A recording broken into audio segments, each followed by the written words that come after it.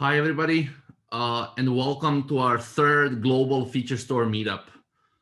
So we, in this meetup, are covering feature stores from all kinds of angles and try to kind of share information, share knowledge among the attendees, among the speakers, between this growing feature store community.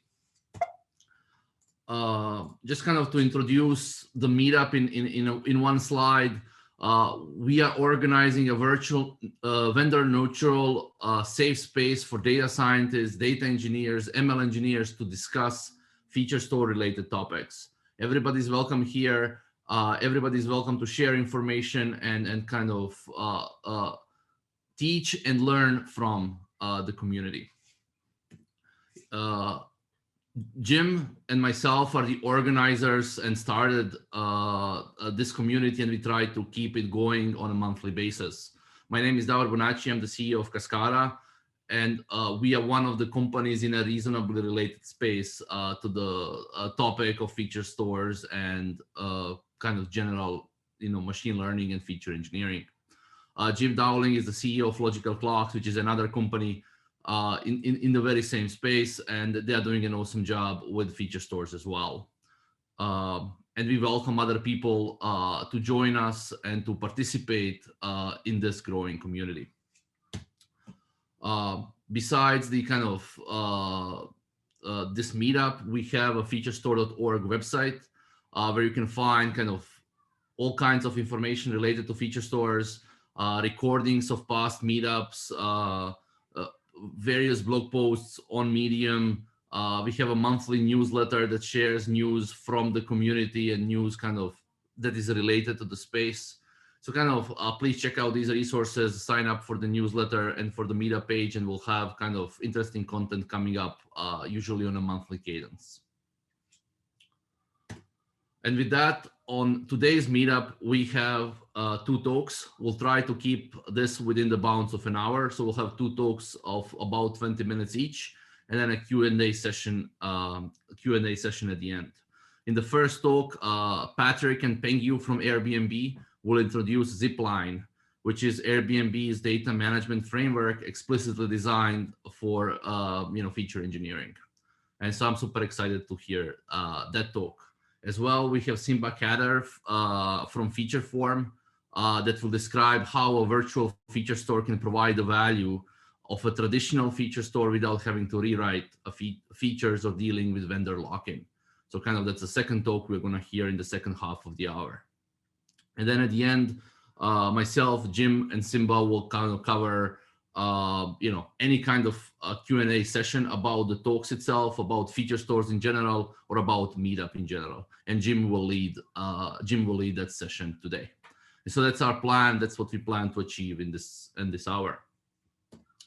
In the upcoming meetups, we have kind of a few things lined up that are going to be announced in the coming days. So the next meetup, myself or somebody else from Cascara will speak about what we have lined up and what's coming very shortly. And then we have DoorDash and Salesforce likely in conversations to come in the following meetups. So that is coming up, within a month from now or so.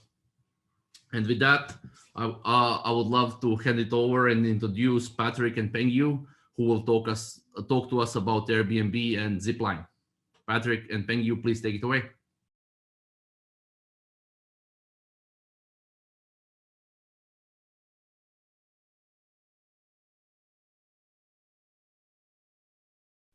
Thanks very much, Patrick. Thanks, Pengyu. It's been great. I think we have to move on to Simba Cadena now. Simba, here we go. We can see you live. That's great. Simba's been around a bit. You've done Stream SQL and now it's Featureform. It's become Featureform. And I think you teased me yesterday with some new architecture you're going to introduce. So I'm really excited to see what you have to talk about now. So over to you, and really looking forward to this. Awesome. Yeah, thanks all. I definitely have a art show to come after, but let me share my screen.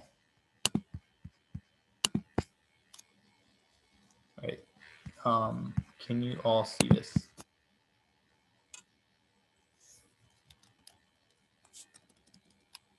Oh, my thing froze. Sorry, 1 second. My thing froze. It looked good for a while. It was there. I might have to leave it not in full screen because this has happened with Zoom before.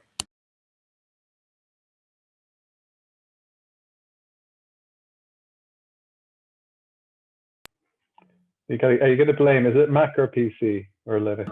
We need a victim. Definitely the issue. Okay, so I'm gonna leave in this mode. Yeah, so today I'll be talking about what a virtual feature store is. You know, a little bit about me. I'm Simba, co-founder and CEO of a company called Featureform, formerly known as StreamSQL. I used to, a long ways back, I worked at Google. I worked on Cloud Data Store. After that, I left to start my own company, which was a company called Triton. We actually, at our peak, we were handling over 100 million monthly active users, and we were providing personalization, recommendations. We had kind of machine learning powered analytics. And we actually built a feature store internally because we found that feature engineering took up most of our time and that drove most of the value and the increases in performance that we saw. So we built, and this was now like three years ago. So there wasn't really much out there in terms of feature stores that we could use that would solve our problem. So we kind of had to build our own. Over time, we realized that we were working with some of the biggest media companies in the world, and we quickly realized that, hey, they all have the same problem too. They all don't have any way to build, manage, standardize their features. Everything is just ad hoc spaghetti pipelines everywhere, and they're wasting tons of time on each iteration cycle. So I'm not going to talk a lot about why feature stores are super valuable. I'm just going to take that as like a given if you're here, and obviously the Zipline team just spoke quite deeply about it. I'm going to talk about the other side of it, which is cool. Feature stores are great.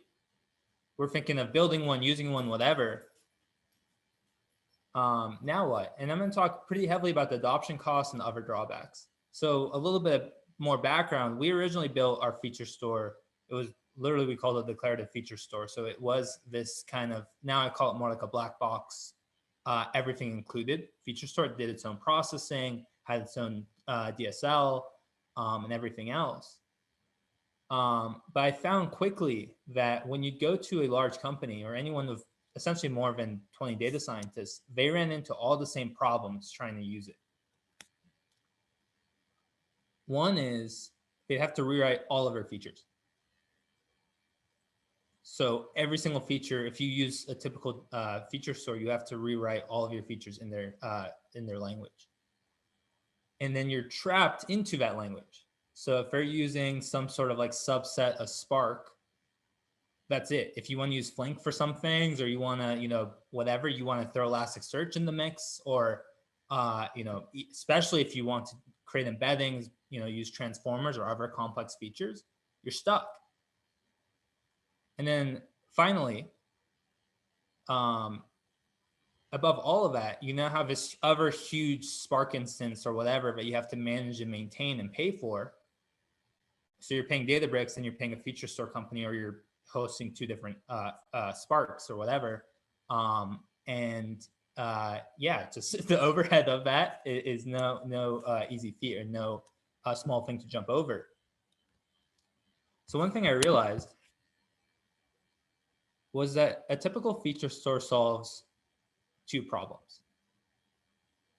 So traditional feature store solves one, the processing problem, which is a lot of it's around having super low latency, being able to take multiple, for example, if you have multiple windows, you can kind of process them all at the same time, and all kinds of other optimizations that apply because you're building training data and also online serving data. If you own the processor, you can really optimize that. It's essentially building a better Spark or building a better Flink, even if you're using those tools internally. The other problem is what I'll call the organizational problem, which is how do you define a feature? How do you manage them? How do you share them? How do you handle governance, GDPR, monitoring, everything else that comes in? How do you do that? And I realized that we could solve the whole organization problem and the majority of the processing problem with way lower adoption cost. So to define kind of like what we do, and now I'll get into what a virtual feature store is and how we think about it. So the idea of a virtual feature store is to standardize how features are defined, managed, and shared. And really the goal is to turn features into first-class entity. So you can refer to them by name, you can version them, you can add logic on top of them. All of a sudden they're an entity that you refer to. They're not just this like, table in Redis or whatever. And it dramatically shifts how your data scientists can think and work with the feature engineering process. So, this is kind of like the typical feature store, high level kind of logical architecture, which is you have your data sources batch and streaming. They go through sometimes the same transformation layer to generate your features, perhaps timestamps and labels as well to generate your training data. So then your models all consume what they need to train and serve.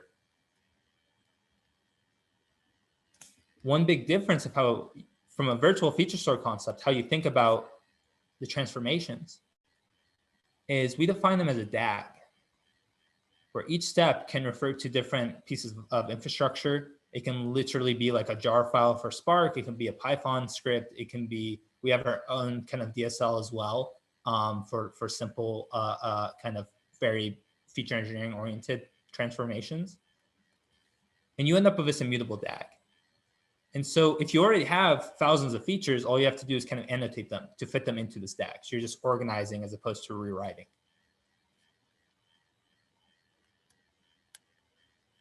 When you run it and when you use the feature store, you still get the features you need. You still get the training data. And all of the actual transformations are offloaded elsewhere. And you have access to where it's offloaded. Like in theory, you could go into the Redis instance yourself. You can use that Flink instance for a million different things. We'll just have part of it to run these things. So we create this kind of virtual layer on top, essentially taking your infrastructure and turning it into a feature store rather than giving you a whole new piece of infrastructure to deploy and manage and maintain, which is your feature store. Because of that, all of a sudden you can abstract away all the infrastructure from the data scientist's point of view. For a feature, you care a lot about how it's defined, like what is this feature? You may care about latency. You may care about freshness. You don't really care if it's in Redis. You don't care if it uses Spark. You don't care if it uses Flink. You don't care if it's in RAM. All you care about is kind of these other metrics that you can look at that are more feature specific. And you can see those and use those and think in that concept without having to worry about all the underlying infrastructure details. You don't have to care if it's streaming, if it's batch, if it's on demand, which means that the Python code that's written literally runs right before it goes into the model. You can even switch between them. You don't really care. All you care again about is the latency and the definition, like what is this feature, and freshness. And as long as those things hit your, they check off, that's all you really care about. You can still generate point in time correct training data without actually having to own the Spark or Flink cluster. Pretty much like for these more complicated things, we just make it super, a virtual feature store would make it super transparent. Like, hey, like we're keeping all the events for 30 days. Where do you want to keep them? Oh, we want to put them in S3, or oh, we use Pulsar, so we'll like kind of make Pulsar do offloading. So you can still do a lot of the hard parts of the feature engineering without actually having to hand off all of the processing to a black box.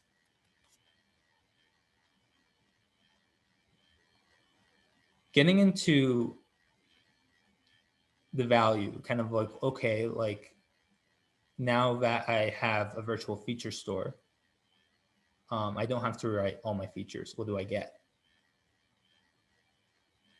you get governance on top, you get monitoring, you get access control, GDPR, versioning, and immutability. So the governance, access control, and GDPR really capture kind of all the, pretty much who's allowed to use each feature, when they're allowed to be used. Can they be used for certain users? Is this personally identifiable information? You get all of that and all that logic and kind of like higher level logic built in. You get monitoring built in. The versioning allows for, makes it a lot easier for teams to share and reuse features. If I need to tweak a feature or I want to use kind of a standard feature and kind of maybe normalize it so it fits into my model or whatever else, I can do that and I can create my own versions and own those. And with immutability, I can safely use someone else's feature. I can understand the lineage, like what that feature is by going through the DAG. And I can be sure that it won't change underneath me. If I create a feature, I don't have to manage and maintain it anymore because it's immutable. The logic is there. If someone needs to change it, they can change it. So if someone leaves the company, there's so many times I've gone to companies and I've seen thousands of features that exist because someone left the company. No one knows what they do. No one knows how to maintain them.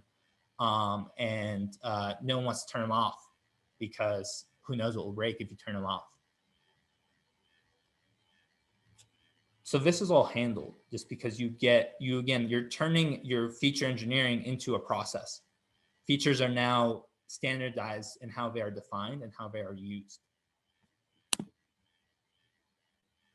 Again, you get that governance and access control for free. So because features are higher level entities now, you can connect them to Kubeflow. You can connect them to all these other concepts and refer to them by name or feature set.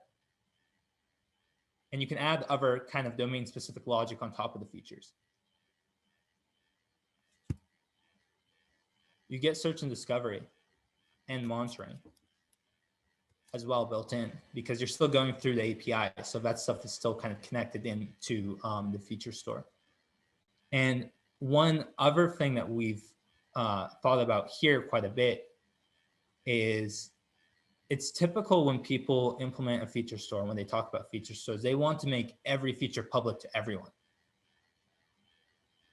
I actually see that as a really bad idea. And in practice, it's almost always a really bad idea. Because if you have thousands and thousands of features, and I log on to this and I see thousands of features, sometimes they're just like things someone like hacked together for a very specific model or something that's not even used anywhere anymore. I don't want all of those to be searchable. I don't want all of those to be the first thing I see when I open this up. So we're really focused on making sure that, again, there's a process. Like when you create a feature, you should define who's allowed to see it, at what level it is. There's different ownership levels. Like there might be, top level, company wide, everyone can see these features. Or, hey, I'm doing fraud detection. So I'm in this kind of silo of fraud detection. So I get all the general features and all the fraud detection features. And I'm on this team, so I get, my, 5 people sitting next to me. I also get their features as well. So in the end, you end up with 90% of the value of a feature store. It looks like a feature store, works like a feature store, and you don't have to rewrite a single thing, and you can keep using all your same infrastructure. And that's all I have today. I'll shamelessly plug that we're hiring across engineering and marketing. We're fortunate to be backed by some of the top VCs in the Valley. And yeah, if you're interested to talk more, learn more, I know we'll have a Q&A right now. Feel free to reach out. You can reach out to me at Simba Stream SQL or Simba at Featureform as well. Thank you, Simba. Thanks, Simba. Now we'll switch into the Q&A session, and Jim will take over. And if anybody has questions, please post them in the using a Q&A button on the bottom of the screen, and then we'll go from there. Jim, take it away. Yeah, there's a lot of great questions in the chat, so I think we can just go straight to the chat and take what's in there. I think I'll take the most recent one. I think Ben Epstein asked, this is for Simba, what databases, what infrastructure? Because this is kind of a state explosion problem. There's so many different systems. What are you going to concentrate on first? Yeah, so for the feature, so for the actual transformation layer, we currently handle Spark, we handle Flink, we can generate pods in Kubernetes. So those are the three that we like have done 100 times, like very natively support. And yeah, and then on the storage layer, we have Cassandra, we have Redis, we can again do RAM, we have Elasticsearch, S3. Quite on the storage side, we have quite a few. And on transformation side, currently we've kind of kept it at Spark, Flink, Hive, and then actually being able to run pods in Kubernetes. Cool. I have a question on this, just to add on it. If we assume now that the cloud is the standard way to consume services and you pay per use, does it really matter if you're using a shared Spark or Flink cluster, or if you just spin it up and use it when you need to compute the feature? And if you need to run streaming, you just right size the amount of compute you need for that.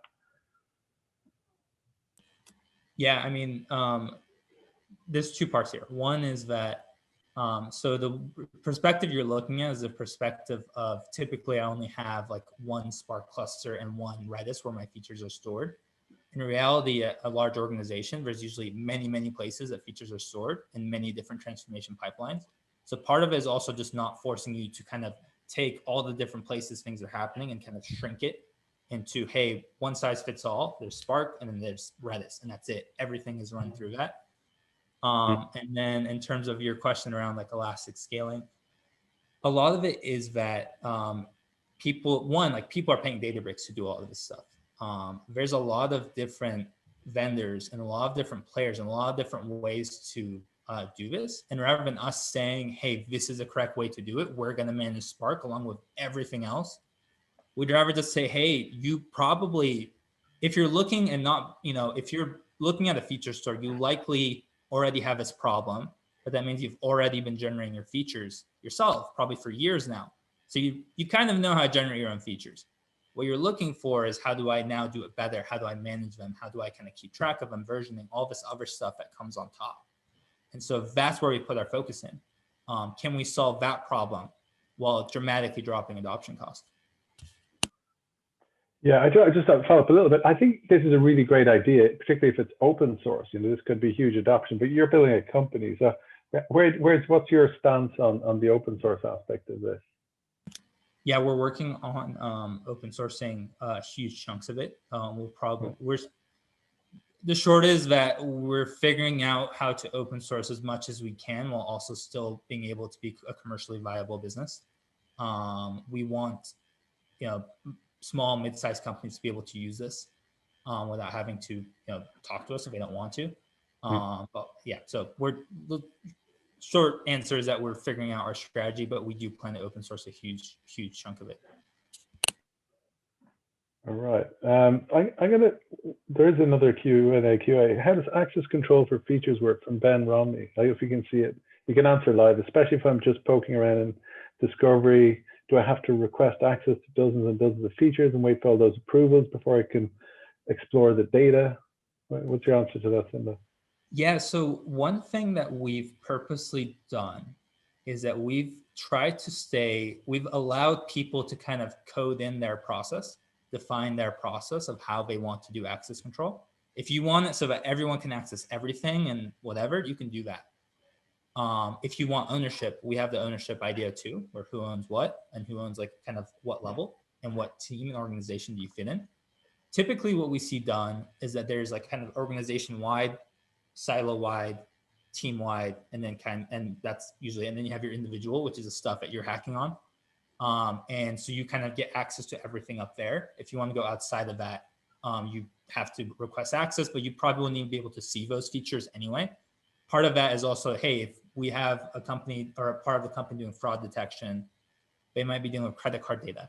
We don't want everyone in the company to have access to features that touch credit data. So having those sort of rules set in place, it's less about making your life as a data scientist harder. It's more about actually making it easier, that you have to jump through less hoops because all the rules are just kind of coded in, as opposed to being handled by people somewhere who have to like kind of flag things and give you access. And just on that point, there are people who talked about pushing down access control to the underlying data platforms. What's your take? Do you think you have to, or you don't want to I know we at Logical Talks, we do it in our layer. We do access control of the features in the platform. We don't push it down to the source platforms. But what's your take on it? It's 50-50. Half of the people who use it have our own kind of governance layer that they want us to push out to, and we'll do that gladly. Other times they don't have something, or they don't want to use it for features or whatever else. In which case, especially for like GDPR stuff, it becomes a little, like usually their governance layer above isn't very good at that stuff. So they might push it down to us. So we kind of see ourselves kind of like Terraform for as a feature store, where we really kind of try to play nice with everyone and just really be focused on solving the organizational problem, creating a process. Ben Epstein, another question here. How do you ensure consistency if you don't know which data store the user will have? I.e., if I've Flink and S3 and Redis and you've abstracted away the communications layer. Yeah, the way we solve that, so essentially like the way we do it is, for consistency, you're talking about training versus online. So this is only a problem typically for streaming data. So when you're thinking about the problem space, it's going to typically come up in streaming, because if you're doing batch, then it's a much easier kind of problem to solve. So if you're dealing with streaming data, usually the way it's solved, and Zipline talked about this a bit, is that you essentially turn your data and your event stream to an immutable log. So you have your events, you keep appending to the end. If you look at it without looking at what's getting appended, it looks like a batch problem. If you look at what's getting appended, it looks like a streaming problem. And so you can be smart about that. The way we handle it today is that if one, like currently we only handle it with Flink, but we essentially like try to do the lightest amount possible while still allowing kind of that logic to happen. So we do have like a very kind of lightweight DSL on top of Flink that allows for it. And we're planning to extend that to Spark Streaming soon. But essentially, yeah, it's the same sort of concept as Zipline does, and these other feature stores do.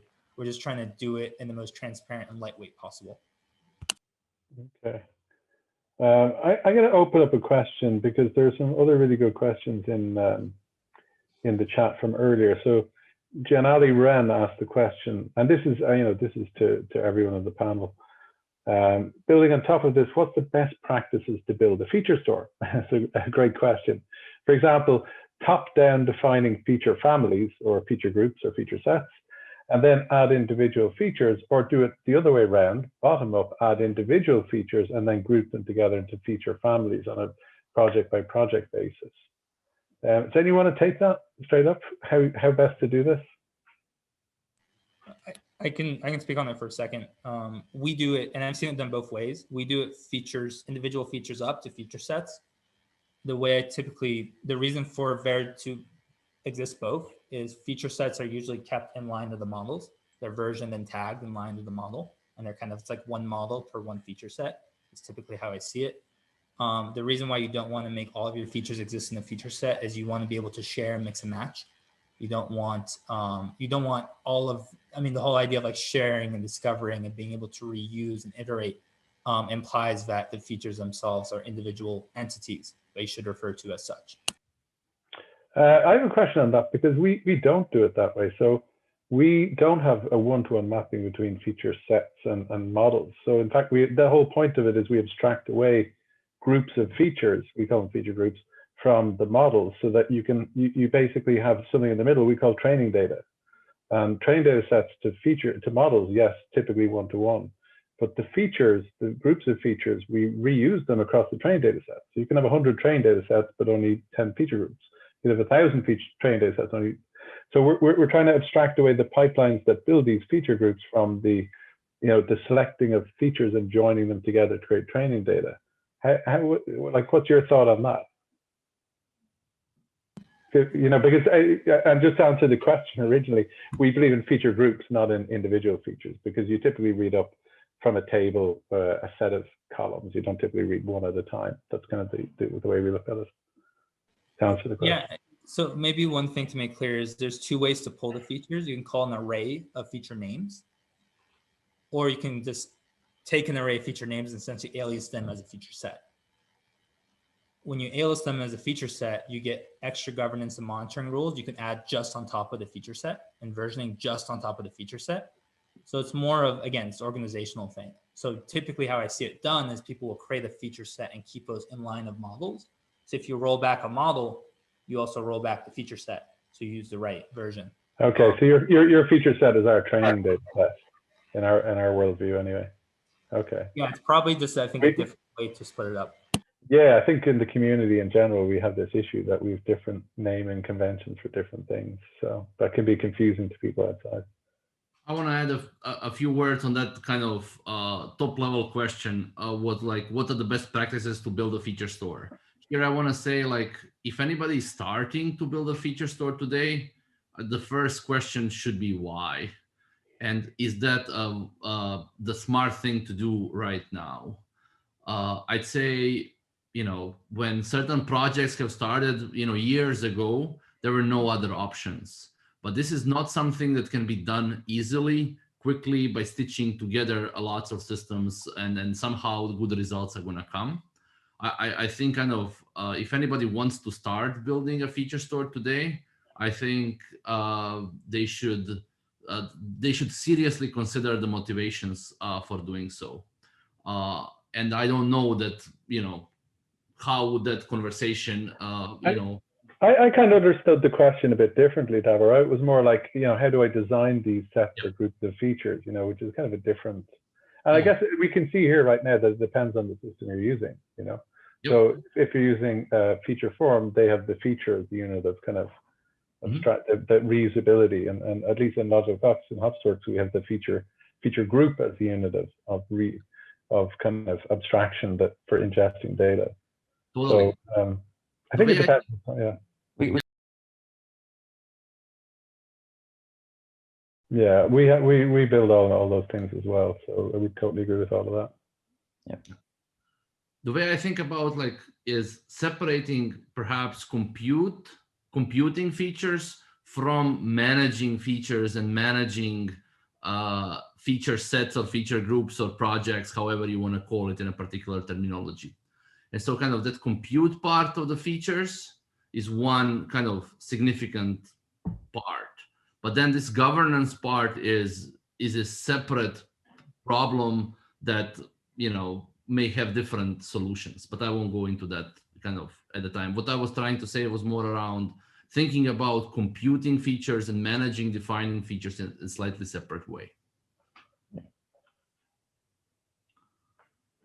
Okay, I think we're actually over time. We're just at the end of time, and I think that was a really great question to end on.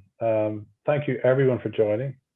We had a great turnout tonight. I think about 70% of the people registered, which is fantastic. And thanks for the great panelists and the great speakers. The panelists, of course, are great as well. But thanks to Patrick and Pengu from Airbnb, and thanks to Simba from Featureform. And we'll see you all again soon. We have speakers lined up, as Davor mentioned. We have Cascada, we have DoorDash and Salesforce at some stage. And all stay well, stay safe. And please sign up for the newsletter to get the videos and other information ready for the future meetups. Please see featurestore.org to do so. Yeah, have a great day. Thank you all. Thank you, everybody. Bye. Thank you so much. Thanks. Have a good one. Thanks. Bye. Bye, everyone. Bye.